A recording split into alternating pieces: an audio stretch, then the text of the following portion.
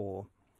The Australian Parliament's going through an interesting phase at the moment. We don't know what happens in future. Many of us study what's happened in the past, but right now, a snapshot in time, the Australian Parliament, particularly the Senate, is going through a particularly interesting phase. We have a number of people who sit on the crossbench, some of whom we know a lot about and some of whom we know very little about.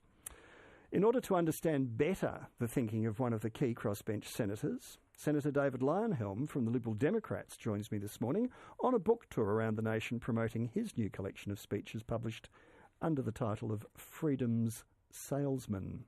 Senator Leyonhjelm, good morning to you. Good morning, John. Just a salesman? A salesman for freedom, yes. I'm the first libertarian, well, overtly libertarian parliamentarian, I think. Perhaps there were some libertarians elected to the Liberals, but they're forced to hide their light under a bushel because of their party rules and so forth. I don't have that problem. So I'm an openly libertarian, first openly libertarian member of the Federal Parliament. Or are you just a contrarian? No. You started out with Young Labor, then you went and got involved officially and at senior levels in the Liberal Party, and you tell us you would have easily achieved office if you'd stayed.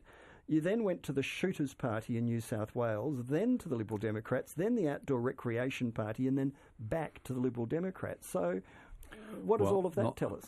Well, each of those is relating to a rejection of government control, if you like. Or an inability to work with other people. No, rejection of government control. I don't like being told what to do by the government. A lot of people are like me. In the case of the Labor Party, the Liberal government at the time was conscripting people. And you mean for Vietnam? For Vietnam. Well, for the army. Some of them were going to Vietnam. I didn't want to serve in the army against my will. I thought it was should be voluntary. So my political affiliations then veered to the Labor Party. Later on, I didn't like the idea of paying vast amounts of tax and seeing it seriously wasted. So I thought the Liberal Party might be an answer to that. That was a mistake, as it turned out. But you know, I had hopes at the time. The Outdoor Recreation Party is part of the Liberal Democratic Party, so that wasn't a deviation. Well, it's another splinter. I mean, you seem to have a tendency to fall out with people. Where do you get that from? Well, you've had alliances with Glenn Drury, and then that all fell apart. You've got people in the Shooters Party who are your best mates, and then that fell apart, and on it goes. And any time you get involved and you don't get exactly what you want out of the deal, you seem to go off and start all over again. No, John, you can have your own opinion. You can't have your own facts. Neither of those are facts. I haven't fallen out with Glenn Drury. I spoke to him this morning. We have disagreements over political matters, but that doesn't constitute a falling out. If that constituted a falling out, Parliament would be a total disaster. Well, some think it is. Well, yes, but what's the alternative? What's the alternative? You would know Winston Churchill's famous saying, "Democracy is the worst form of government apart from all the others that we've tried." So if you've got a better idea, good-o.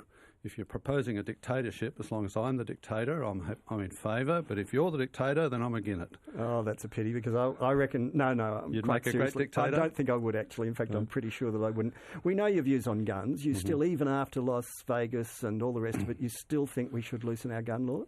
Guns are not the problem. It's evil people who are the problem.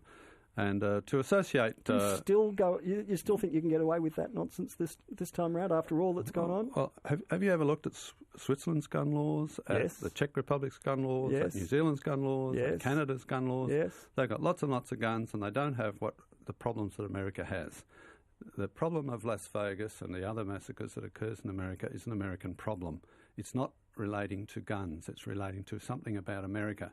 Now, I don't pretend to have all the answers there, but what I can say is just because there's a lot of guns in society, as there is in Switzerland, Czech Republic, New Zealand, Canada, they don't have massacres. It can't be the guns. They don't have access to automatic weapons in the same way. They don't have access to mass arsenals in the way they do in the States. You can't walk in off the street and just buy a gun. There's all sorts of safeguards. You're an expert on America and I'm not. I don't know what the explanation is for the massacres. All I can say I'm not an expert on America, but we looked at it closely. I was even visiting there only a month or so ago. It is astonishing. We walked in off the street into a shop and we could have bought some guns right then and there. You'd need a background check, the FBI background check. Depends what state you're in. No, every state has a background check. There are people who walk in and buy and sell guns left, right and centre. I saw it with my own eyes. Yeah, well, we're not saw a guy walk in, we're- he had a machine gun, walked into a gun shop in Oregon with a machine gun, and the gun dealer said, and I heard this with my own ears, the gun dealer said, wow, I've never seen one of these before. This is a gun dealer. Guys walked in off the street with it. Mm-hmm.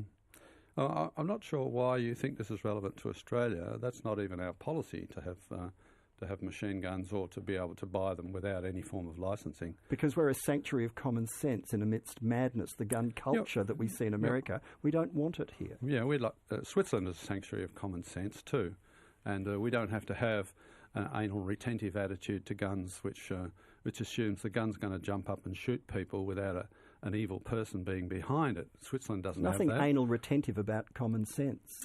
No, there is difference, and you're saying it's common sense. I'm saying it's anal retentive. It's called hoplophobia. It's a psychological condition which makes you frightened of guns. You shouldn't be frightened of guns. You should be frightened of dangerous people. You keep guns out of the hands of dangerous people, and you can do that via a licensing system, then the guns themselves are quite harmless. A couple of other things. Your views are known on lots and lots of issues, but there's a whole lot of things I don't know where you stand. Victoria's at the moment about to vote on a Dying with Dignity package of reforms. Does a libertarian support them or not? Oh, absolutely, absolutely. In fact, my only complaint about the Victorian approach is that they're over-medicalising it, getting doctors involved on the assumption that doctors are good at knowing whether it's you're making a voluntary choice, I think is unnecessary. You do need to verify that people are making a choice, that's really what their intention is, and they're not being coerced into it. But the assumption that a doctor is better than somebody else, that verifying that, I think, is a mistake. But beyond that, the principle, we call it assisted suicide. It's legal to end your own life. Nobody denies it's your life. If you're not going to, if you don't have control over when you end your life, who does? And the only difference really is that now you're too feeble, too sick, too old, whatever, to end your life yourself. You need some help to do it, and that person gets themselves in strife with the law if they give you some help at your request. I think that's immoral, and the state does not own your body. The state should not be able to tell you can't end your life, and that includes when you need help to do it. As we speak, the High Court is about to start day 2 of argument in relation to members of both the Senate and the House with dual citizenship. How do you think it should be resolved? Well, two ways. One is an interpretation of Section 44(1) that says it means this. For example, if you didn't know, you had no allegiance to another, no reason to have an allegiance to another country or a foreign power, then you're not disqualified. So you'd let them all stay? That's one way to look at it. Well, there's grey areas around Malcolm Roberts, for example, and because he did know, or arguably did know.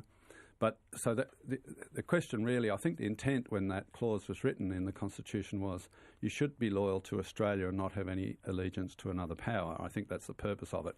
So the court could read into Section 44(1) that intention.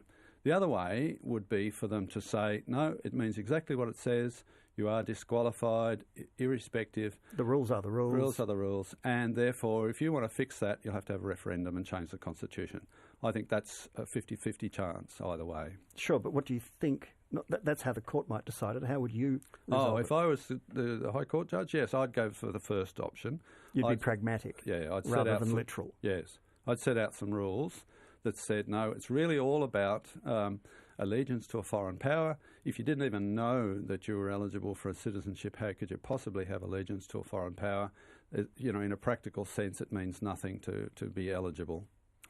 What are your views on the cashless welfare card? The trials are being rolled out in the Kimberley and in Ceduna and a few other places.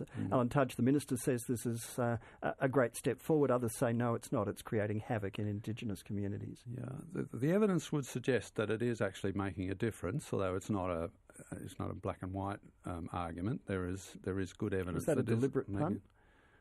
No, it's not. The evidence is that it's actually helping to end some of the dreadful social conditions in some of those communities where it's been tried. I often get the libertarian question about this: is it okay to tell people how to spend their money or what they can spend their money on? And the issue here is that it's not earned money; it is somebody else's donation, basically. And if in the Sorry, what do you mean? In the days, well, I was just explaining. In the days before government welfare, there was private welfare. So a person might philanthropy, say, yes, but you're saying welfare is a donation rather than a right. Yes, that's right. So welfare is not a right. That's right. So it's not a fundamental human right to have income security for people who can't support themselves. No, welfare is charity. So as a community, we shouldn't look after each other. No, as a community, we do look after each other. But we've made a decision to do it, but that doesn't change the fact that it is charity. So in the days before we had a welfare state, you might be a wealthy radio announcer and you might say, well, I know some children who are in very unfortunate circumstances. I'm going to pay for them to have health care or education or something like that. Now, if as those kids grew up, they were doing things that you didn't approve of, taking drugs, for example, you might say, well, I'm not going to give you any more money if you continue doing that. So that's a very judgmental, almost Dickensian approach to income support. No, I don't think so. If you were a private donor, giving charity to somebody, but we're not. Private, we're a society, a community, and we recognise that people are entitled to a safety net. No, that money is taken from you and me, us taxpayers, and the only difference between private charity and what we do now is the government is the intermediary in the middle. No, there's a huge difference. There's a conceptual difference, Senator. No, at the end of the day, it is other people's money. It is not government money, it's other people's money, and the government is not being compassionate, it's just acting on our agreement that we do not want little kids suffering and people starving and those sorts of things in our society. But at the end of the day, they are getting free money. So to put conditions on free money, but to say to them, well, you can't go and spend that money on gambling or getting on the grog or something like that, when they haven't worked for it. Now, it's different if they've worked for it. When they haven't worked for it, it's perfectly legitimate. So many assumptions embedded in your answer. First of all, there are people who move from being in the workforce and paying taxes to being out of the workforce and receiving income support and then going back into the workforce and paying taxes and then going back out of the workforce and needing income support again. You're not acknowledging that that's the lived experience of so many people at all. You're saying there are people who just are perpetually relying on the taxpayer. No, it doesn't change the fact that if you want to place conditions on free money, I think we're perfectly entitled to place conditions on free money. Once somebody has worked for it and earned it, that's when the other side of the argument kicks in. It's not the government's business to take that money off them and say, oh, we can spend it better than you can. Once you've earned it, it's yours, and you should actually be able to keep more of it and pay less of it to the government. That's the whole argument against high taxes and doing things for you that you can do perfectly well for yourself. The government's looking at another round of gambling reform, particularly for online and internet gambling. Would you support that? Yes, I've been in negotiations with the government about exactly that. They just brought in the amendments to the Interactive Gambling Act, which makes it harder to gamble online. But in the process of that, they also effectively prohibited online poker. We had an inquiry into online poker, and the evidence was strongly in favour of regulating and allowing online poker. There was no evidence, in fact, of any problem gambling arising from online poker. And so now I've been talking to the government about changing its approach. I also think in Australia we have far too much of a tendency to rush towards prohibition. So instead, what about regulation rather than prohibition? Exactly. That's my point. Much better. Sorry, there is a difference between prohibition and regulation. Absolutely. So what I'm suggesting is that instead of having a prohibition approach to online gambling, online poker and all sorts of things, e-cigarettes is another example, we have a prohibition approach to these things. We shouldn't have a prohibition approach. We should have a regulation approach, protect consumers, allow it to occur, watch it, monitor it, keep the criminals out of it, and of course the opportunity is there, which the government loves, is to tax it. And the UK does exactly that, and they make plenty of money at it. They have a very well-controlled online gambling system. We're almost out of time. A couple of other quick things. Nick Xenophon is one of the key senators on the crossbenches with you. He's just announced that after the High Court resolves some ambiguity about his eligibility, he's going to move to the South Australian State Parliament if he gets elected by the people. What does his departure do to the dynamic on the crossbench? Yeah, that's an interesting question. That is an interesting question. I've been wondering a bit about that since you made the announcement. He is the glue that holds together the NXT team. And many of the crossbench deals, doesn't he? He's the cattle dog that marshals many of you, is he not? Oh, no. No, we are all pretty much lone rangers on the crossbench. We don't do much working together. I work a little bit with a couple of the other ones, but no, mostly it's group by group or individual by individual. But his own team... He's got Skye Kokoschki-Moore and Sterling Griff in the Senate, and of course Rebecca Sharkey in the House. They meet as a party.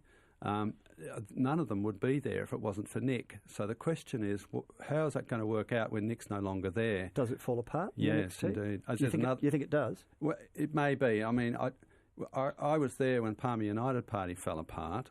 I don't think this is a repeat of that, but you can't ignore the possibility that it might have some similarities to it. Does the Senate become even more dysfunctional then? Well, I don't think it's dysfunctional. It requires a bit of understanding, and the government's not very good at getting its way there. They're not particularly good negotiators, but I don't think that makes us dysfunctional. We do our job. We pass legislation. We reject legislation. We amend it. We have our inquiries, our committees, and so forth. We do the job that was always envisaged that the Senate would do, which is review, act as a house of review. We don't rubber stamp the government, and some people resent that. They think, well, the government should have its own way. We don't see it that way. But I think the net result is positive for Australia. There are some things I wish the Senate would pass, which it hasn't passed. But on balance, I think it's overall positive. And just finally, and very briefly, will Malcolm Turnbull lead the government to the next federal election? Yes, I think so. And I think Bill Shorten will lead Labor as well. I don't think there'll be any change in leaderships. It's been fascinating. Thank you indeed. My pleasure. Congratulations on the book, which is a collection of speeches and articles written by David Leyonhjelm. Freedom's Salesman is the title of the book. It's published by Wilkinson Publishing, and you'll find it, as they say, in all good bookshops and even some that aren't that good. Thank you indeed for coming in this morning. My pleasure. Thank you. Senator David Leyonhjelm, the Liberal Democrat Senator in the